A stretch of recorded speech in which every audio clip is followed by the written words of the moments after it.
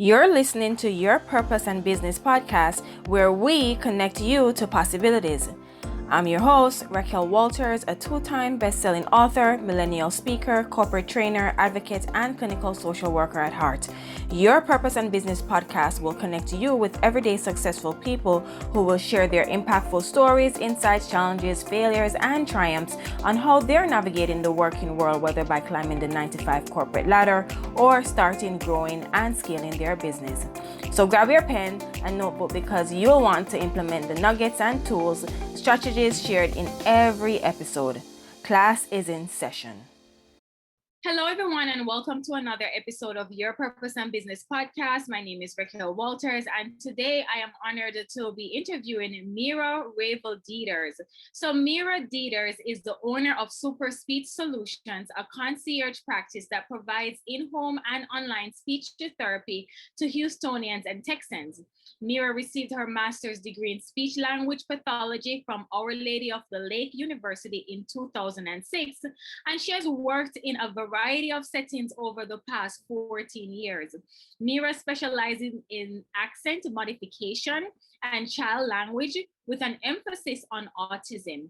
When she's not thinking about speech, Meera loves to spend time with her husband, Jeff, cook, watch Hallmark movies, and go on walks with their dog, Daisy. Meera, welcome to the show.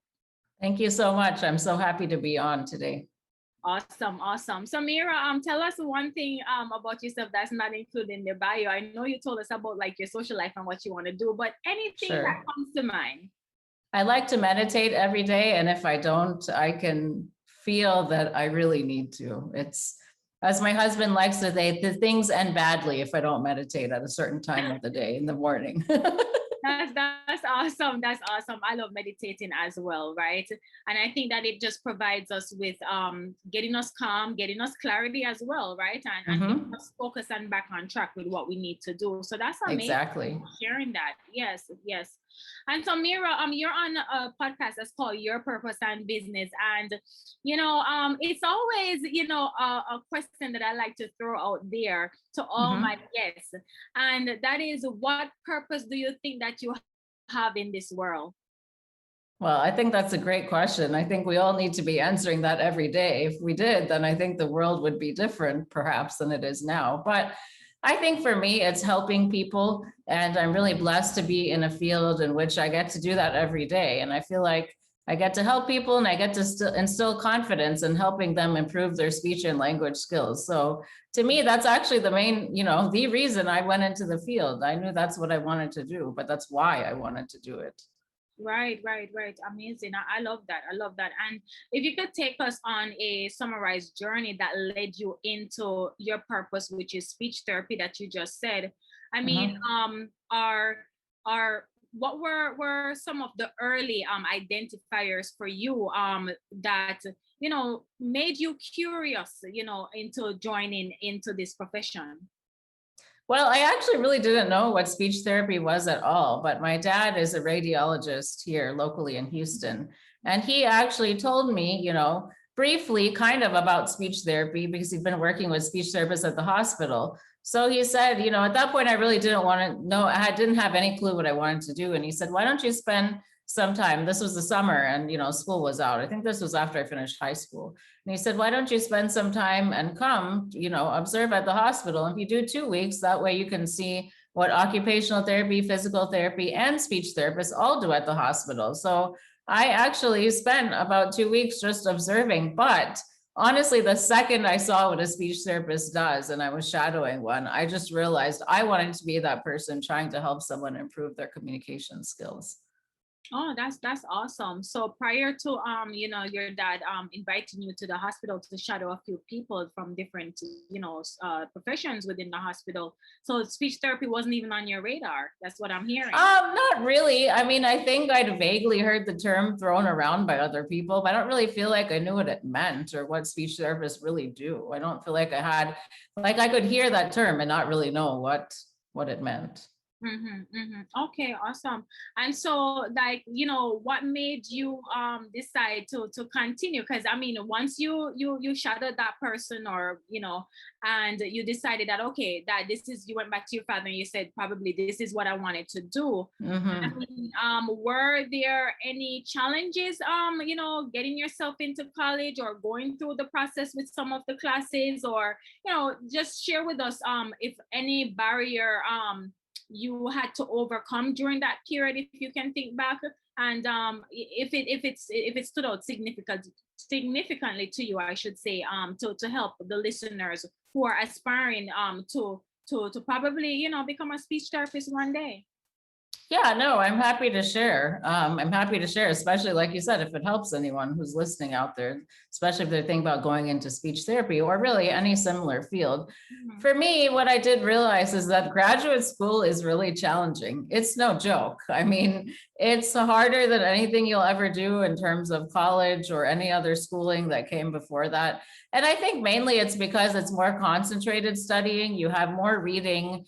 And I think the other thing that became challenging too, as I was, so it's a 2-year program that I did for the master's in speech therapy. But as you're going throughout the program, there are 2 semesters where you do placements. And so it's pretty much like you're working all day. I mean, it's an internship, but then I would have class in the evening. And to me, that was challenging because I've pretty much worked, 8 to 3 or 8 to 4 job, whatever the hours were, I don't recall. And then now I have to pay attention in evening class. Oh my. And then I have to get it up and get up and do it again in the morning. So Yes. I think that part is challenging. And I think it makes you learn that you have to make it work. I mean, you want to finish, this is your commitment to finish. And can be tough I would say, I think there are professors you mesh with, and I think there are those who are better off researching than teaching. That's how I would phrase it. And I think that can look different, but I feel like the classes that I thought were difficult, everyone thought were difficult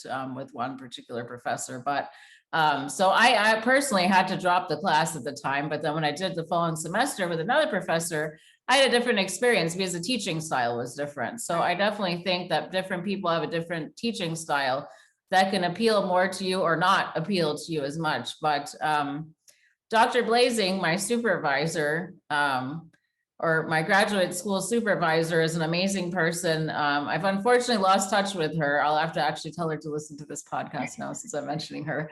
But I feel like she is a really good person, and that I went into her office, I could talk to her about anything. There were days I'd go into her office and I'd cry about something that wasn't working out, and other days where things were great. And I feel like she was always there to listen and advise me. So that was super helpful.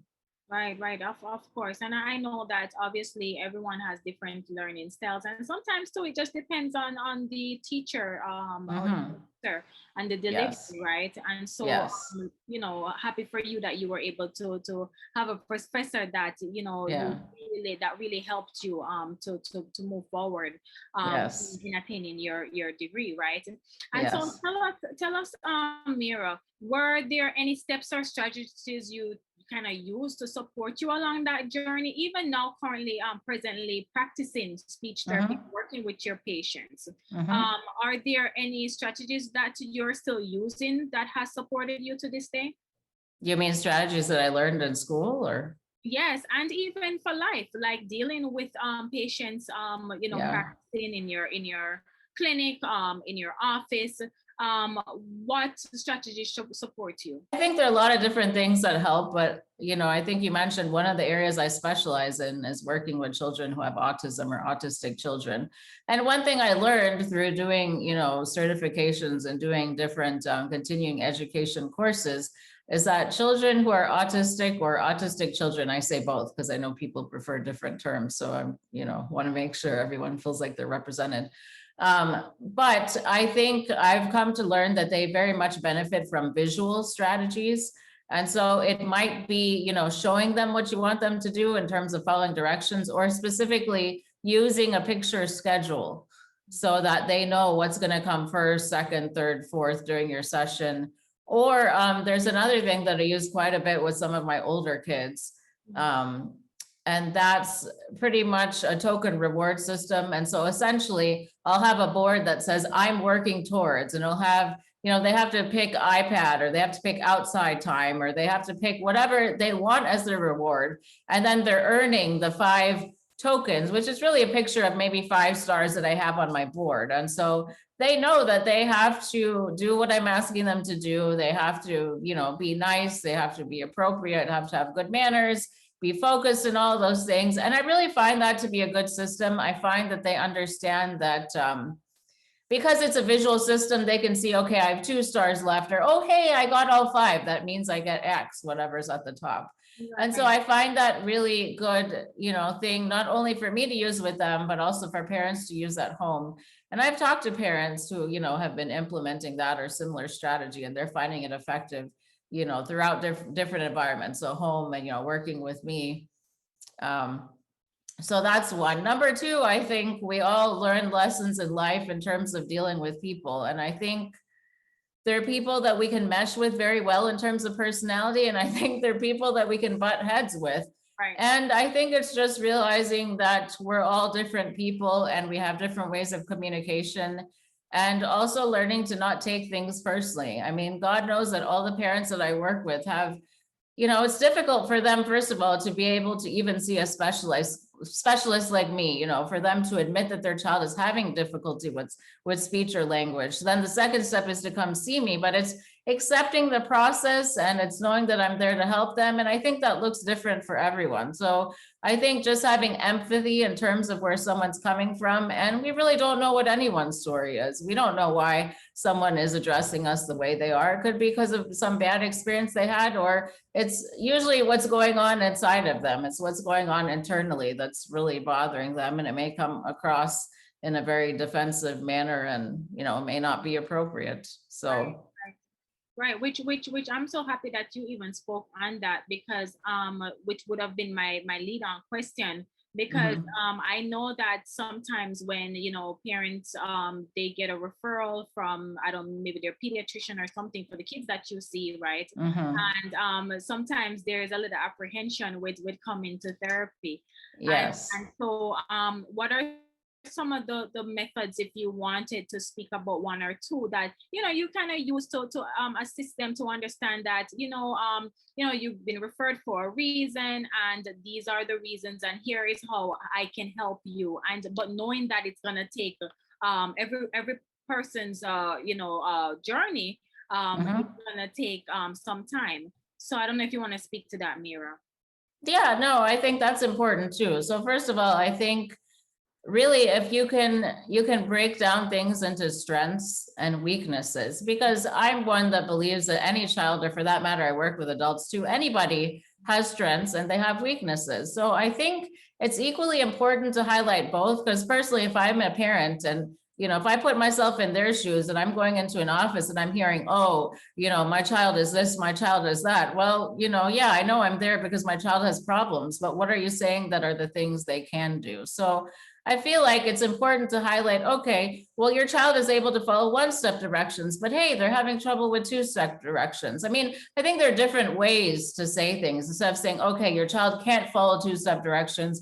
Your child is 24 months behind from where they should be. Yes, that's true. But I think there are different ways you can say it, rather than outright. I think, like I said, there's a way to highlight strengths, and there's also a way to talk about what you want to work on. And I find that if you find the balance between those and you highlight progress as it's happening, that's also really important. Just today I was working with a parent and I was telling her that this was actually, I do in-home sessions as well. And so this was actually an in-home session. And I really like having the opportunity to do that, because I think you get an idea of exactly what the home environment is like, which I think is very, very good. And that's not always something I get the chance to do. So I enjoy that. So yeah, for example, I was telling this mom, hey, your child so-and-so is doing a really good job of using 2 to 3 words together. And now I think we need to bump her up 3 to 4, because she's turning 3. Actually, she's turning 3 next month. And that's the developmental milestone we would want her to meet since she's turning 3. And that's, that one is for 3 to 4-year-olds. So again, highlighting progress when it happens, but also saying, hey, your child is doing so great. Now we can move a step up, versus saying, oh, okay, well, they've met that goal. I mean, sure, you can say they've met that goal, but you can also, say, well, they've met that goal. Now I'm challenging them a little bit more. Right, right, right. That's amazing. That's amazing. So Meera, shifting gear a little bit, tell us more about super speech solutions.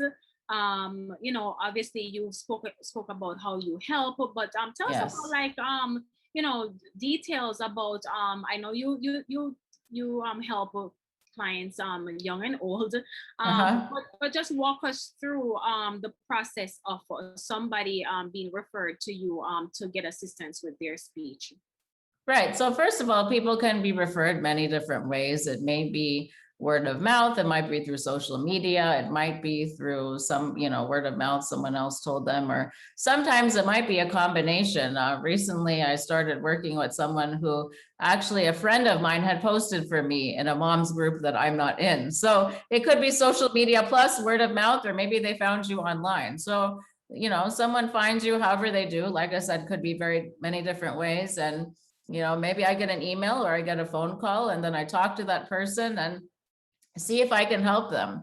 I think the important thing to keep in mind in private practice is, being a therapist, is that we all specialize in different areas. So there are definitely, areas, like I said, I specialize in autism, I specialize in child language and accent modification, as well as articulation, which has more to do with speech sounds, how a child sounds when they're talking.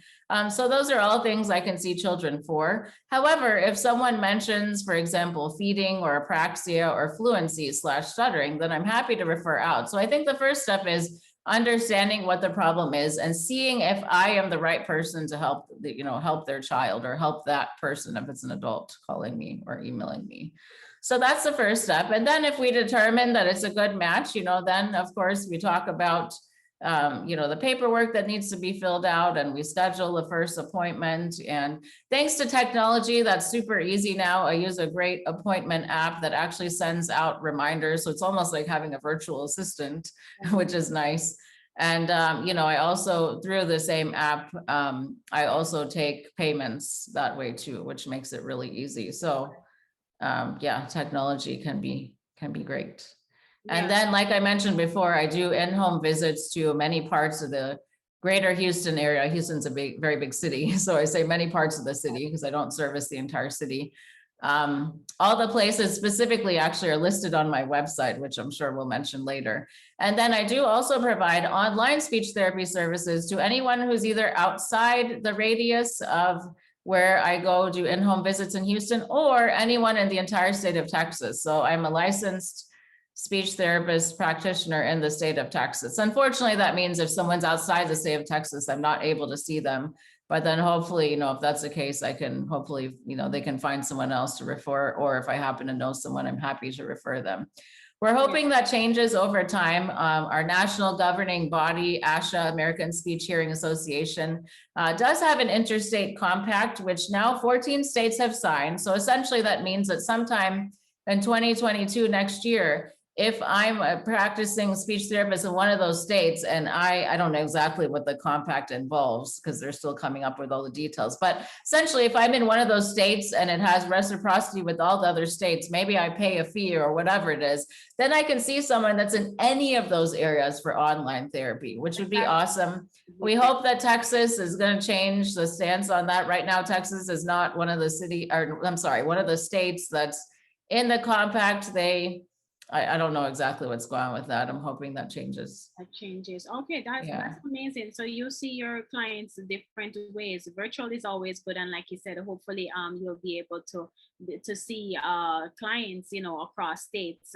And Yes. Of course, in home is always great because you get to see the environment. Yes. That patient that you're helping, right? Yeah. Of course, I know you have your office too that you see clients in. Actually, I don't. I have what's called a mobile office. I don't have, well, right now I'm sitting in my home office. So you could say I have an office at home, but it is an office I don't, at home. Yes. Yeah, but I don't have a physical space that I'm renting out for an office, at least not yet. I'm sure that'll change sometime in the future. Awesome. So tell us, Meera. I always like to ask, and I know that the audience might be curious as well. Like, Mhm. what made you decide to like become your own business owner, like running Ah, your own yes. practice versus, working, because you could work in the hospital, you could work Hmm. in a nursing home or something. Hmm. What made you decide to go in business for yourself?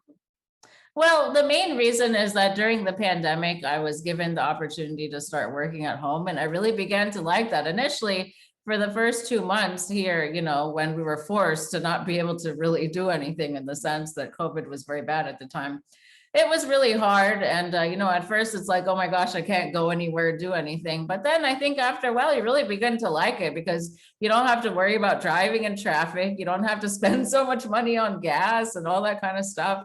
And I mean, I think in a way you can be more productive from home in the sense that I mean, yeah, on one hand, you're not talking to people, you don't have that interaction, but people also have to reach you to talk to you. They can't just find you in the hallway or find you in your office. I mean, it's more of an effort, I would say, for Right. communication in that sense. Like you might have to schedule a meeting or something. So I realized, okay, you know what? I'm going to look into companies that would hire me so that I have the opportunity to work from home.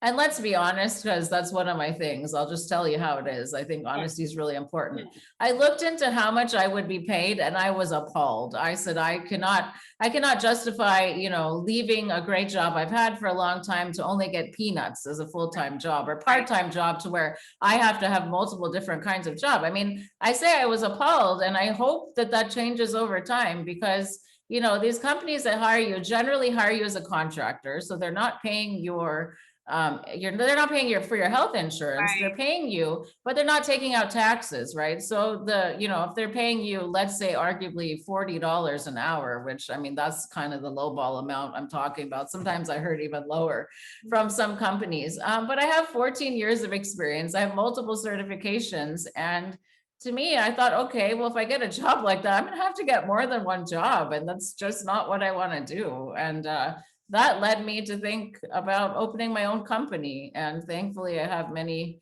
supportive family members who agreed that it was a good idea, who had told me that before. Both my brother and sister-in-law are both lawyers and both respective partners in their firms here in Houston. They had both encouraged me quite some time ago to do that. And I just thought, oh, that's a lot of work. It's not for me. But yeah, then months later, I agreed. And I actually formed my LLC last November, and I got my first client in January of this year. So here we are. That's awesome, and I know that there's so much more amazing things in store for you, Meera. And the reason why I asked you that question too is because let's face it. I mean, we've seen what the pandemic has done, right? And Mm-hmm. so we don't necessarily want to repeat, or if anything similar to that should happen in the future, or some other disaster. Yeah. Right. I mean, we want Yeah. to make sure that we are financially secure. So Sure. it is great that you have taken on or decided after years of your family Yeah. encouraging you to open up Yeah. your own business, you finally took the leap, and I'm pretty sure that you are happy that you did so, I and am. I you're taking really am. time. Yeah, you're Yes. flexible. I mean, speak to some of the benefits for those who are aspiring entrepreneurs, what it is that they still working a 9 to 5, but maybe have a side hustle that Mm-hmm. probably could eventually turn into their full-time gig, right? I mean, what are some of the benefits you're finding right now? And even if you want to speak to some of the challenges of being a business owner. Sure. Yeah. Yeah. So first of all, they're both, and I will say that I'm actually starting on the side right now. So I'm starting a part-time job here in a couple of weeks. So, Yeah. Congrats. not to say that someone shouldn't start out full-time, but I think the thing with that is, I think however you start out, you want to make sure that you're in a good position financially so that you don't have so much stress and burden. So if you're in a place where you can start out, full-time, go for it. I mean, I'm not saying don't do it, but I feel like for me, and thank God for my husband. He's amazing. He's been a really great source of support and encouragement. And thankfully, he got a business degree because I certainly wasn't taught anything about running a business in school. So that's been extremely helpful Yeah. as well. So I want to thank him, especially for all of that and inspiration, because that's really That's been something I amazing. need to hear. So Yeah. that's been really helpful. So, like I said, I think you have to figure out what works for you. For me, he and I talked about me starting on the side. And so that is my plan. You know, I am starting another part-time job in a couple of weeks when school starts. So I'll have the happy medium doing both. And then I don't have so much stress on myself to, you know, hey, I need to find more clients. I don't have enough clients. You know, we don't have enough money to pay XYZ bills and stuff like that. So I think that's an important consideration. You know, I think starting out as a one-person LLC can be challenging because you're the marketer, you're the networker. You know, if you're going through insurance, which I'm not right now, you're the biller, you know, you're the communicator, you know, you're the one doing everything. I mean, I think one thing that I really want to stress and emphasize is if you're not careful, you can burn out at the very beginning. If you don't put good boundaries in, and again, thankfully, my husband helped me with this. My boundary is now I don't touch work on the weekends. It just doesn't happen. Monday through Friday. And actually now I'm doing Fridays, I'm doing a half day too. Also, so I have time to do marketing and paperwork and other things I may not have time for during the week. So again, I think, you know, the biggest thing to me about being a business owner and having your own private practice is you make it work for you. And that can look different for many people. So one of the things I like about my practice right now is at the moment, I'm not accepting insurance. So it does mean that, you know, my services are not going to be for everyone. I know that everyone can't afford the price that I'm putting out there for therapy, but I'm okay with that because I know that I'm delivering a valuable service. So I think, you know, just being confident in your prices, stating them confidently. We all go to other specialists and nobody else says, oh, if you have a no-show, you know, I don't charge a late fee. No, everybody does. You need to be doing the same as what they're all doing. We're, you know, having your own business is the same thing. You have to have policies and, you know, if a child is sick, I don't want to see them.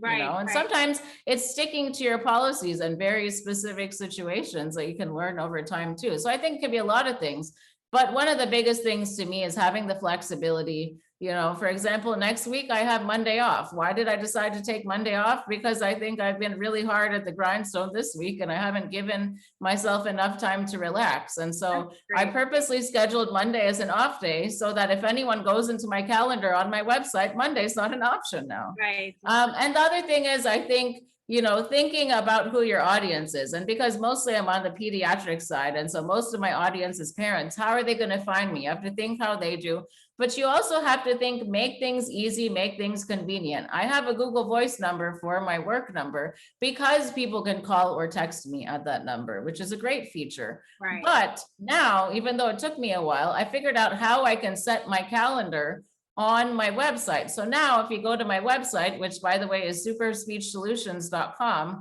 and you go to the very first page and you click on the button that says click to make an individual or group appointment, boom, you're right in. You know what kind of appointment you need to choose. You're looking for evaluation, individual session. It gives you the price. There are different options for pricing, but you can still figure out, you know, everything. And right away it goes to my calendar. And then someone doesn't have to ask me about scheduling. You know, one lady that I was talking about recently, who's a very new parent that I just connected with, she loved the convenience of being able to go on and not have to consult me so many different times. Middle of the workday, she can go in, it takes 2 seconds. Right. And if for some reason she didn't schedule the right thing, guess what? I can go in the app and easily fix it. And the cost and everything, location, it's all taken care of. Yeah, so systems are very important, especially you know, when you're starting up a business, because it helps to alleviate some of that admin work, you know what I mean? Right, the back and forth, yeah. So and the sooner someone can schedule an appointment, if you make it easy, make it convenient, hey, you can see them sooner too. That's very true. And also like payment methods being like super clear and easy, right? Yeah. So that's amazing. And you said something there that I wanted to just go back briefly on, you know, setting up boundaries from early on, which is cool, you know, that, next week, you already identify Monday as a day for you to not to take on clients, and also to like not, you know, working on the weekend. So you have time, free up time for your husband, your kids, your family, you know, So I think that's also important because we're living in a society that is all go, go, go, go, go. Yes. But, that could quickly lead to burnout. So it's important to put in some play, some I call them mental health days or pockets of absolutely, yeah. So that, you know, there is some sort of balance to work, you know. So I think Yeah. that was important, and I'm happy that you shared that with us. So Meera, tell us if there are any advice or recommendations that you can share with us that keeps you focused, keep you on track. And I know that you spoke about Mhm. scheduling and you know, boundary days in terms of not working weekends, but are there anything else that you implement to keep you focused? Yes, I can show you one right here. Just a little. This is what I used to have, my little pink sticky, but now I Yes, have a whiteboard that's actually on the wall in my office. I yes, write a schedule of what I want to do daily. I use daily to-do lists. I'm someone who's a type A personality. I like to be organized. I need systems, like you said. yes, And one of my systems is writing a list. And sometimes, actually, now what I've been doing is at the end of the workday, I'll try to write what I need to do the next day. However, with a caveat, I will say be okay with what you finish and be okay with what you don't finish. But what I try to do is I prioritize. Okay, these are the 2 things that need to be done today. Guess what? Maybe I have a list of 5. You know, as a business owner, anyone who's listening, you'll learn. You have a constant list of what you need to be yes, doing. yes, But you have to find a way to prioritize what needs to be done that way. And you also have to be okay with saying, all right, wasn't done today and I'll do it tomorrow. And now I feel like now trying this out, you know, for the past couple of weeks, now it's, you know, I feel like at the beginning it was like, oh God, I didn't get it done. And now it's all right, I'll do it tomorrow. That's fine. I yeah. didn't get to everything. Yeah, I love it. So just granting ourselves grace, even if we don't Exactly. check off all those Yes. tasks on that list. That's Yes. amazing. And And I think another thing too is to network with people who are in the same field. right, Also find a mentor who's already done what you're doing years ago. Those to me things are very, very important. So I'm actually part of an amazing group that's actually on Facebook. So there's a lady by the name of Jenna Castro Casbon, and she is an amazing speech therapist, and she has made it her mission, I would say, that's really the word I would use, is to inspire speech therapists from all over the world, I would say, to realize, you know, exactly what you need to do to start a business. But she breaks it down in a very functional way. And I love that she's charging a great price value. And a lot of people think it's a lot of money, but I think I've gotten more out of that than I could ever explain in words. I mean, to me, we have an ongoing group on Facebook that I'm always going to have a link to. I can always ask questions. It's always going to be a resource. And even though I signed up for the course and already finished it quite some time ago, that to me is the biggest resource. And I get the most out of that. I don't even think you can put a price value on that's something true. that great. That's true. You can put a price value on community, especially if it's a like-minded community, because you can Yeah. tap back in and ask questions, get your answers Yes. away. So I think Yeah. that's invaluable, right? And so, Mhm. last question for you, Meera. Are there any routines or rituals that you do on a daily basis that just keeps you grounded? Mhm.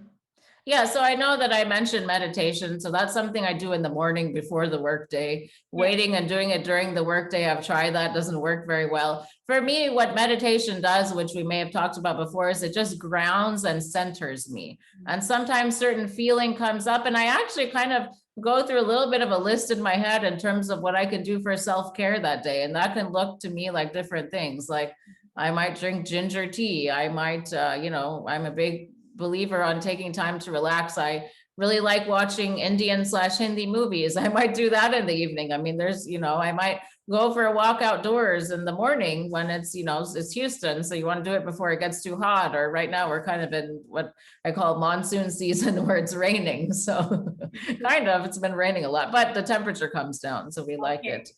Um, but other than that, I think just finding systems. You have to know what works for you.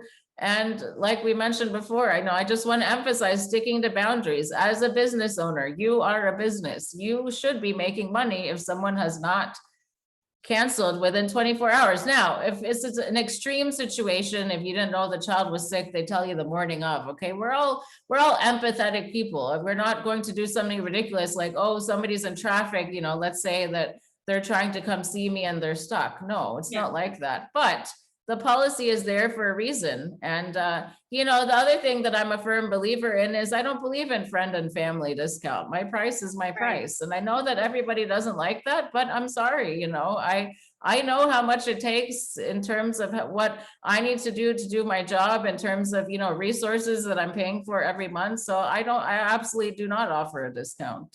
Yeah, My I love price is that. my price. Your price Yeah. is your price. And I Yeah. agree 120% with that. Your price is your price because at the end of the day, you're giving your all as far as the service Right. you provide, right? Yeah. And So then the other thing too is, if you start to lower your prices, you're going to start doing that. Then you're going to forget who you told what. And I'm like, oh no, I don't have time for that. right, exactly. So it's always good to just have one price set. They see it on the website. It's very Yeah, transparent, and they decide whether they want to book or not. exactly. Yeah. So that is so good. And so Meera, share with the audience how we can get in contact with you, how someone can book your services if you have any upcoming courses or online resources for us. Sure. So the best way to reach me is through my website, superspeechsolutions.com. Very easy to remember. It's the same as the name of my business. It's a great place to go to in terms of resources. I have, if you look under the resource tab, which is at the menu at the top of the page, you'll see resources for parents, but also for speech therapists that are all free. So the ones that are for parents actually have some good websites listed on there they can go to for different information about speech and language. The one for speech therapists, just enjoy. Those are free. Those are for you guys. If you have any suggestions on what else you want to see for free, just send me a message through my website. Let me know. I'm happy to add other things. In terms of, so I also want to mention my email address. So that's my name, my first name, Meera, Meera, at superspeechsolutions.com. So because everything's nice and easy, you hear the business name a couple of times, fairly easy to remember. My Facebook business page is Super Speech Solutions LLC. That is also a very, very great resource to go to. I have posted many, many videos with all kinds of free tips on how parents can improve their children's speech and language at home. I do want to mention that now, just as of this week, I started something called Therapy Tip Tuesday. That's especially for parents. So every Tuesday, I will be posting a tip for parents. And even if you don't directly see the tip listed, it will actually direct you to my blog. But if you go to my blog on my website, the tips will be listed there. So be on the lookout for that.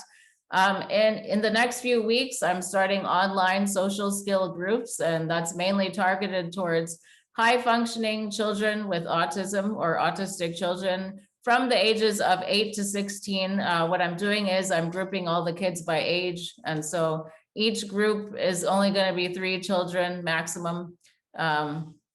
So that's also something exciting coming up. In the near future, I do plan to hopefully do in-person presentations, but if not, also do online presentations for parents about speech and language strategies. So hopefully that will be coming later this year. I don't know exactly when yet, but that's something to look out for. And also, if anyone's on Instagram, my handle on there is Super Speech Solutions. And lastly, I'm on LinkedIn. My business page is Super Speech Solutions LLC. So now that you have about 10 different ways to contact me, please contact me if you have any questions. I also wanted to mention that most recently I did a Talk to Me Tuesday Facebook Live with a very big law firm in Houston. So that is actually posted on their website. I've also posted it on my business page. So the name of that law firm is D. Miller and Associates PLLC, but I especially want to mention them because first of all, I really appreciate that they let me do a free live interview.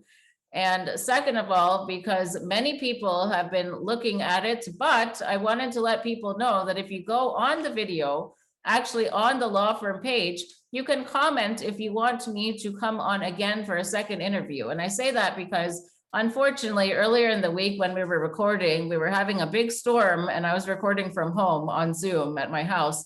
And we got cut off 2 different times. So the YouTube version has more information, but the Facebook Live, we got cut out 2 different times. So I think the interviews ended up being half an hour instead of 60 minutes. So.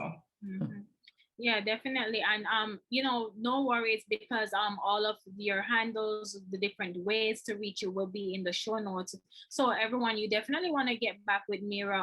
If you want to learn, probably what are some of the early signs that your child or loved one needs to be referred to a speech therapist. So just definitely reach out to her. I'm pretty sure that she will be able to assist you. All right. So again, Meera, thank you so much for being on the Your Purpose and Business podcast. Thank you for being transparent and sharing with us your journey. And definitely, I can tell your love and passion for what you do. And I know that you will continue to grow and be of service to the many different clients that you're going to be helping, that you've helped so far and that you're going to help in the future. All right, guys. So again, thank you for being on. And remember, guys, always be good to yourself, and we'll catch you in the next episode. Bye for now. Thank you for listening. If you've loved this episode, let's stay in touch. Head over to RaquelWalters.com and subscribe to my email list so that I can send you updates on new episodes, exclusive motivational nuggets, and insider knowledge that's only shared when you join our community. Please don't forget to subscribe to this podcast and leave a review, as I want to know your thoughts about every episode. Follow me on Instagram at Your Purpose and Business Podcast. And remember, your life is beautiful, and this is a part of your journey. So embrace it. Speak to you soon.